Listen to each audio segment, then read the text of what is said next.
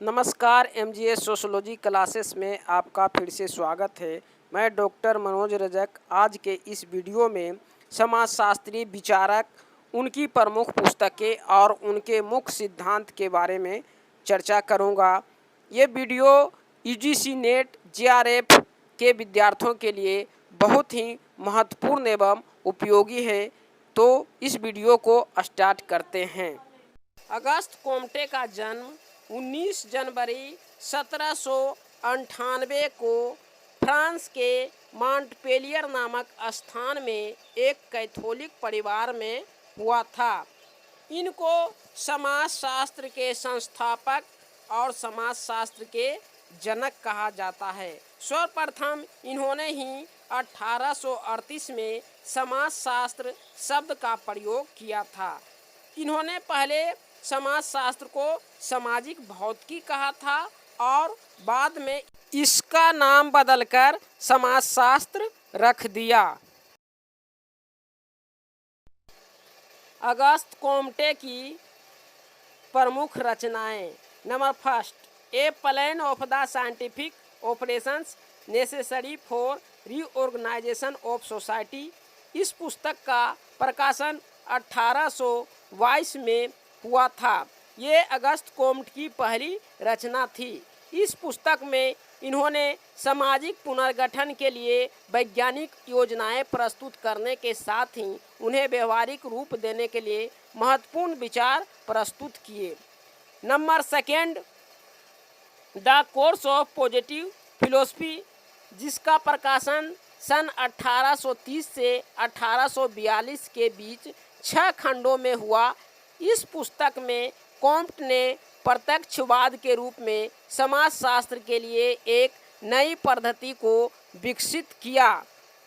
Number third, system of positive polarity.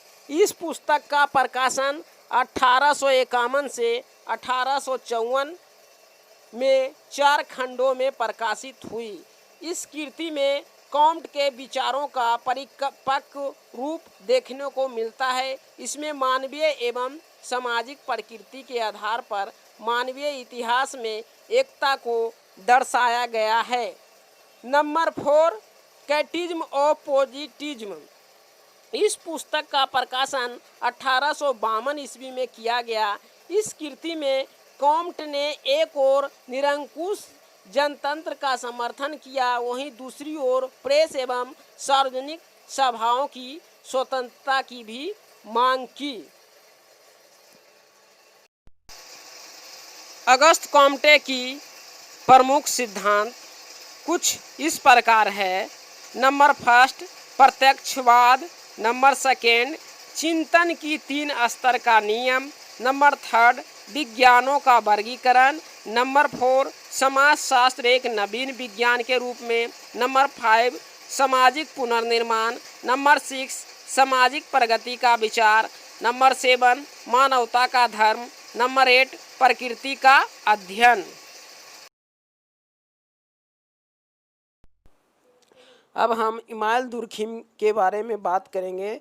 Emmanuel Durkheim का जन्म 15 अप्रैल सन 1858 में पूर्वी फ्रांस के लॉरेन के पिनॉल नामक नगर में एक यहूदी परिवार में हुआ था। ये बचपन से ही प्रखर बुद्धि के थे। फ्रांस में सामाजिक विचारकों में दुर्खिम को अगस्त कोम्टे का उत्तराधिकारी माना जाता है, क्योंकि दुर्खिम ने कोम्टे के बहुत से विचार ग्रहण किए थे और कोम्टे ने जिस विषय की नींव रखी, दुर्खिम ने उसे वैज्ञानिक रूप प्रदान किया और समाजशास्त्रीय अध्ययनों में वैज्ञानिक विधि के प्रयोग पर बल दिया। दुर्खिम की प्रमुख रचनाएं। नंबर फर्स्ट, समाज में श्रम विभाजन, जिसका प्रकाशन 1893 ईस्वी में किया गया था। नंबर सेकेंड, समाजशास्त्रीय पद्धति के नियम, जिसका प्रकाशन 1895 में किया गया था। नंबर थर्ड, आत्महत्या। ये बहुत ही प्रमुख पुस्तक उनकी थी, जिसका प्रकाशन 1897 में किया गया। नंबर 4, धार्मिक जीवन के प्रारंभिक रूप इसका प्रकाशन 1912 में किया गया। मृत्यु के पश्चात उनकी प्रमुख पुस्तकें इस प्रकार है: शिक्षा तथा समाजशास्त्र, जिसका प्रकाशन 1922 ईस्वी में किया गया। समाजशास्त्र तथा दर्शन शास्त्र, जिसका प्रकाशन 1924 ईस्वी में किया गया। शिक्षा नीति 1925 में प्रकाशन किया गया। और फ्रांस में शिक्षा शास्त्र का उद्विकास, जो कि 1938 में प्रकाशित किया गया। दुर्खिम द्वारा दिया गया कुछ महत्वपूर्ण अवधारणाएं: सामाजिक एकता का अवधारणा, आत्महत्या का सिद्धांत आदि। अब हम मैक्स वेबर के बारे में बात करेंगे। मैक्स वेबर का जन्म 18 अप्रैल 1864 को जर्मनी के इरफुट नामक स्थान में एक संपन्न परिवार में हुआ था। सामाजिक विचारक के रूप में मैक्स वेबर का नाम विशेष रूप से उल्लेखनीय है। मैक्स वेबर की प्रमुख रचनाएं इस प्रकार है: नंबर फर्स्ट, सामाजिक तथा आर्थिक संगठन का सिद्धांत। नंबर सेकेंड, रोम का खेती हर इतिहास। नंबर थर्ड, धर्म का समाजशास्त्र। नंबर फोर, प्रोटेस्टेंट नीति एवं पूंजीवाद का सार। नंबर 5, समाजशास्त्र तथा अर्थशास्त्र। नंबर 6, सामाजिक एवं आर्थिक संगठन का सिद्धांत। मैक्स वेबर की प्रमुख अवधारणा: नंबर फर्स्ट, सत्ता की अवधारणा। और नंबर सेकेंड, प्रोटेस्टेंट नीति एवं पूंजीवाद का सार। ये मैक्स वेबर की कुछ प्रमुख अवधारणाएं हैं।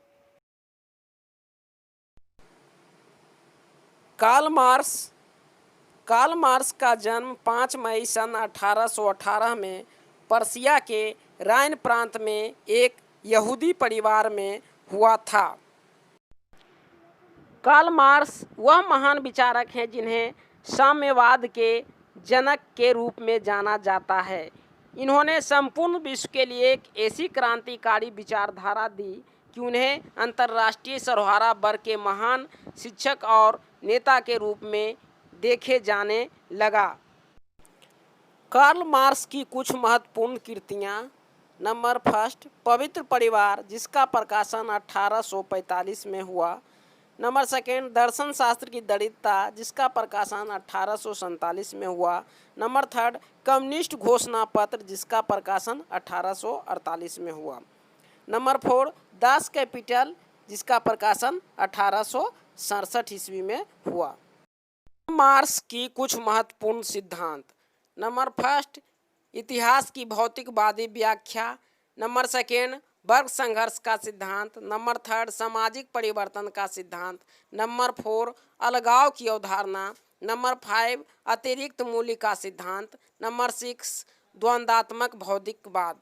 ये सभी कार्ल मार्क्स की कुछ महत्वपूर्ण सिद्धांत हैं। अगर वीडियो अच्छा लगे तो लाइक, सब्सक्राइब और शेयर अवश्य करें। धन्यवाद।